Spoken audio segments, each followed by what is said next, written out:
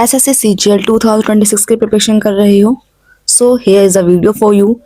मैंने SSC CGL 2025 का exam दिया था एंड प्री में मैंने कुछ मिस्टेक्स की थी जिसकी वजह से मैं प्री क्वालिफाइड नहीं कर पाई।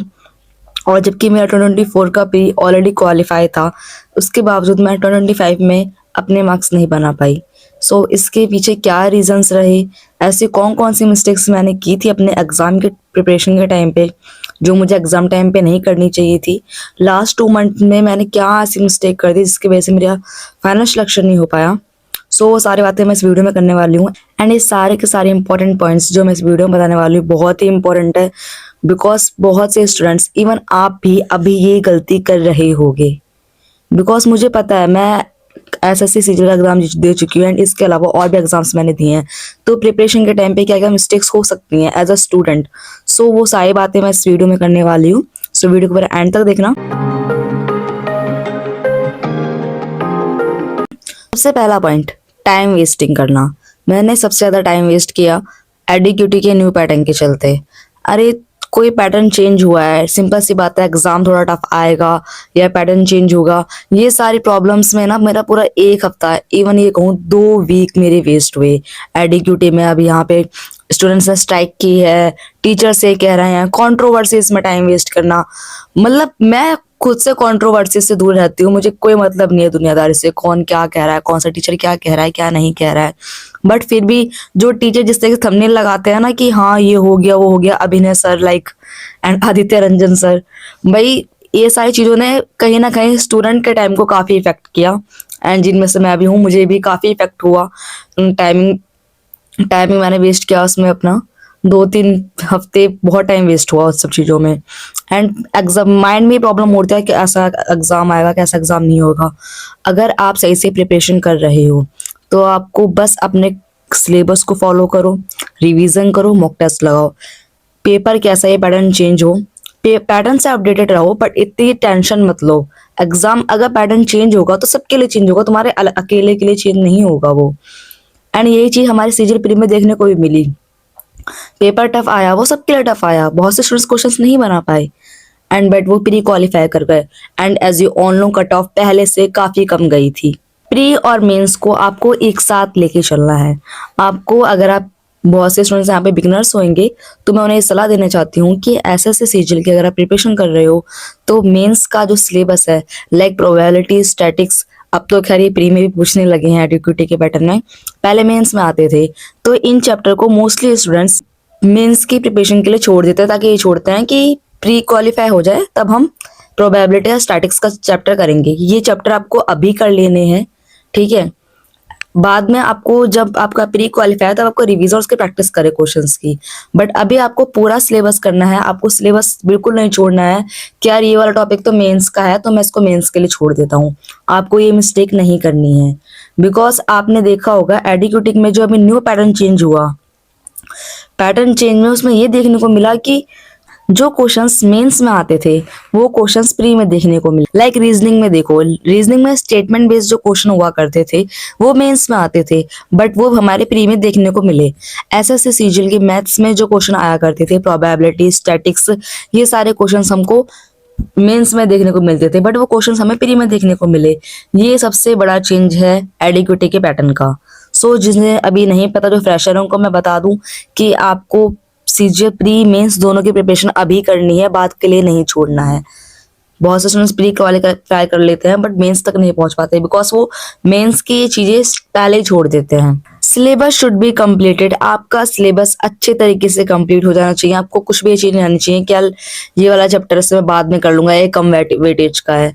मैं अपना पर्सनली बताऊं तो मैंने बोट एंड स्ट्रीम का चैप्टर रिवीजन के, मतलब सिलेबस के टाइम पे छोड़ दिया था, बिकॉज जब जो मैंने क्वेश्चन चार्ट देखा था कि यहाँ से क्वेश्चन कम आ रहे हैं, कहाँ से कुछ ज़्यादा आ रहे हैं, तो उसमें मुझे बोट एंड स्ट्रीम क्वेश्चन कम लगा, मतलब जो एवरेज था वो कम लगा। तो मुझे लगा कि यार इस चैप्टर को मैं बाद में कर लूँगी एंड ईजी से तो है, बिकॉज हमने 10th क्लास में भी पढ़ा था इस चैप्टर को। तो सो मैंने बोट एंड स्ट्रिंग को छोड़ दिया एंड वो प्रॉब्लम मुझे अभी भी करता है, ठीक है। कहने के लिए बहुत बेसिक्स है बट मुझे प्रॉब्लम करता है क्योंकि मैंने सिलेबस के टाइम पे उसको नहीं किया एंड बाद में सिर्फ मैं वन शॉट देख लेती हूँ तो ऐसे प्रॉब्लम करता है। सो मैं आपको सलाह दूंगी, आप सिलेबस एक बार पढ़ो, अच्छे से करो, बार बार के लिए मत छोड़ो, ठीक से। इंपॉर्टेंट चीज जो होती है हम जो सिलेबस के टाइम पे इग्नोर करते हैं वो है कॉम्प्रिहेंसिव। ठीक है, रीडिंग करना, बुक्स की रीडिंग करना, न्यूज़पेपर की रीडिंग करना, हम बहुत बड़ी मिस्टेक करते हैं। हम सोचते हैं सिलेबस तो पूरा कर ले फिर रीडिंग कर लेंगे। आपको स्टार्टिंग से हैबिट बनानी है कॉम्प्रिहेंसिव की, वो भी आपके सिलेबस का पार्ट है। बिकॉज अब तो पैसेज इतने बड़े बड़े आने लगे हैं ना कि ऐसा लगता है कि पूरा न्यूज़पेपर उसी में छाप दिया हो। ठीक है, सो आपको कॉम्प्रिहेंसिव के लिए अभी से रीडिंग की हैबिट डालनी है। न्यूज़पेपर रीडिंग करो, द इंग्लिश माध्यम का जो टेलीग्राम चैनल है वहां से पीडीएफ सॉल्व। अगर आपको फ्री न्यूज़पेपर चाहिए, ठीक है, इंटरनेशनल लेवल के जो द हिंदू का आता है, ठीक है, एंड जो दिल्ली वाला भी आता है, वो सब मेरे टेलीग्राम चैनल पे मिल जाएंगे आपको। ठीक है, मेरा टेलीग्राम चैनल है SSC tips by Lakshmi Rajput. So आप उस पर जाकर देख सकते हो, वो काफी अच्छी तरीके से मैं उस पर कैलकुलेशन शीट एंड बहुत सारी पीडीएफ्स, बुक्स की पीडीएफ उस पर आपको दिख जाएंगी। एंड बहुत सारा कंटेंट फ्रीली अवेलेबल है टेलीग्राम पे, तो टेलीग्राम को जरूर ज्वाइन कर लेना, लिंक डिस्क्रिप्शन में है। फोर्थ पॉइंट, मैंने जो मिस्टेक की थी बहुत बड़ी मिस्टेक है एंड इवन आप भी इस मिस्टेक को कर रहे होगे, कैलकुलेशन को अवॉइड करना। यार मॉक टेस्ट तो लगाती हूँ तभी कैलकुलेशन की प्रैक्टिस हो जाती होगी। ये तो माइंडसेट बहुत गलत माइंडसेट है। आप जब कैलकुलेशन की आपको लग रहा है ना कि यार मैं मैथ्स की प्रैक्टिस कर रहा हूँ उससे में कैलकुलेशन हो रही है, बहुत गलत है। आपको मॉर्निंग में हैबिट बनानी है कि आप कैलकुलेशन करो।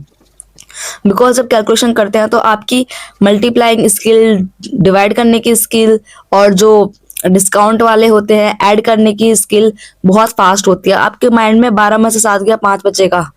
ठीक है, वहां पे मतलब ये चीज आपको आपके अपने आप माइंड में शॉर्ट ट्रिक बन जाएगी। जहां हम बचपन में 8 9 कितने होते हैं ऐसे जोड़ने में टाइम लगाया करते थे, बट हैबिट के साथ प्रैक्टिस बन गई और इजीली हम बता देते हैं। सो वही प्रैक्टिस हमें अपनी कैलकुलेशन प्रैक्टिस के टाइम पे बनानी है।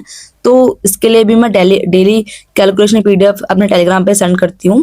कहने के लिए ये प्राइम बैच का है टेलीग्राम पे, इसके लिए पे करना पड़ता है, बट मैंने वो खरीद रखा है तो मैं फ्रीली अवेलेबल करवा देती हूँ Telegram. Fifth point, mock test लगाना और उसे एनालाइज करना। आप कहोगे इसमें क्या गलत बात है, ये तो अच्छी बात है मॉक टेस्ट लगा के एनालाइज करना। मॉक टेस्ट लगा के देख लिया कि हाँ कहाँ कहाँ गलती थी, उसको नोट कर लिया और मार्क्स देख लिए, बस इतना। डिटेल एनालिसिस नहीं करती थी मैं। डिटेल एनालिसिस किसे बोलते हैं, लाइक अभी मैंने मैथ्स में अभी कोई चैप्टर मेरा गलत हो गया, लाइक ट्रिग्नोमेट्री के मेरा क्वेश्चन गलत हुआ है तो मैंने बस देखा उसको नोट कर लिया।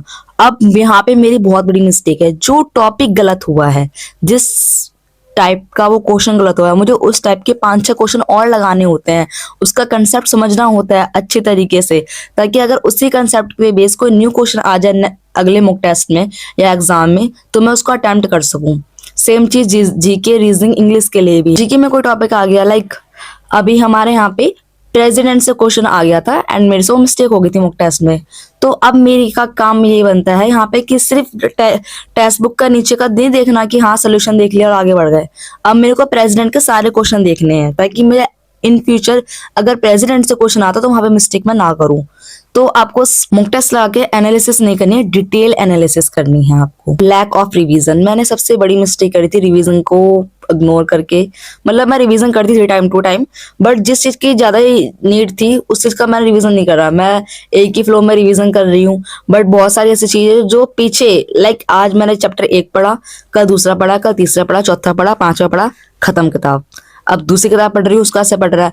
अब जो रिवीजन करके छोड़ दिया उसको भी हमें रिवीजन करना होता है पीछे मल्टीपल टाइम्स। आप एक रजिस्टर लो, अपने एक नोट्स बनाओ, उन्हीं को मल्टीपल टाइम्स रिवाइज करो, आपको इधर उधर नहीं भागना है। जब एडीक्यूटी का पैटर्न आया ना, मुझे लगा कि यार एडीक्यूटी का न्यू पैटर्न आ रहा है तो अब कैसे पेपर बनेंगे, क्योंकि मैं सिलेक्शन पोस्ट का एग्जाम दिखा चुकी थी तो उसमें तो क्वेश्चन बहुत ही हाई लेवल के थे। तो मुझे लगा कि हाँ भाई कहीं क्वेश्चन हाई लेवल के ना हो जाए, तो मैं भी टीचर की इधर उधर की वीडियो देखने लगी, बट ये बहुत बड़ी मिस्टेक थी। मेरे पास जो नोट्स थे मुझे उसी पे स्टिक रहना चाहिए था और उसी से अच्छे से प्रिपरेशन करनी चाहिए थी। खैर मैं आपसे भी यही कहूंगी कि अगर आपने एसएससी सीजीएल की प्रिपरेशन कर रहे हो या एनटीपीसी किसी भी एग्जाम की प्रिपरेशन कर रहे हो आप, तो आप जो आपके नोट्स हैं आपको उन्हीं पे स्टिक रहना है, चेंज नहीं करना। एग्जाम से 1 महीने पहले तो बिल्कुल भी चेंज नहीं करना। करंट अफेयर्स को फुली इग्नोर करना। टीसीएस के पैटर्न पे करंट अफेयर का वेटेज बहुत कम रहता था, ठीक है, एंड शायद टीसीएस पूछती भी नहीं थी करंट अफेयर, 1 2 क्वेश्चन पूछ लिया तो बहुत था। बट एडीक्यूटी करंट अफेयर का वेटेज काफी अच्छी तरीके से पूछ रही है, एंड एज आई क्योंकि मैं टीसीएस के पैटर्न की प्रिपरेशन कर रही थी, तो मैंने करंट अफेयर को तो बिल्कुल इग्नोर कर दिया। बट अब ये मिस्टेक मैं नहीं करने वाली, एंड आपको भी सलाह दूंगी कि आप ये चीज मत करना, करंट अफेयर को इग्नोर मत करना, करंट अफेयर को अच्छे से पढ़ना, ठीक है। करंट अफेयर आपको जैसे एक जीके का पार्ट समझो। ये जो चीजें है ना, comprehensive, calculation and current affair, ये 3 चीजें हमारे सिलेबस का ही पार्ट है। हम इसे इग्नोर कर देते हैं इन चीजों को, क्योंकि हमें लगता है यार प्रिपरेशन कर रहे हैं तो उनके साथ ऑटोमेटिकली चीजें हो जाएंगी। बट नहीं, जो आपके मॉक्स में मार्क्स कम रह जाते हैं ना, उसका मेन रीजन यही है कि हम इन 3 चीजों को अवॉइड करते हैं, calculation, comprehensive and current affairs. Hope कि आपको ये सारे पॉइंट समझ में आए होंगे अच्छे तरीके से। टेलीग्राम चैनल को जरूर ज्वाइन कर लेना, एंड वीडियो आपको हेल्पफुल लगी हो तो चैनल को सब्सक्राइब जरूर कर लेना, बिकॉज ऐसे हेल्पफुल कंटेंट मेरे चैनल पे मिलते रहते हैं। Okay, thank you.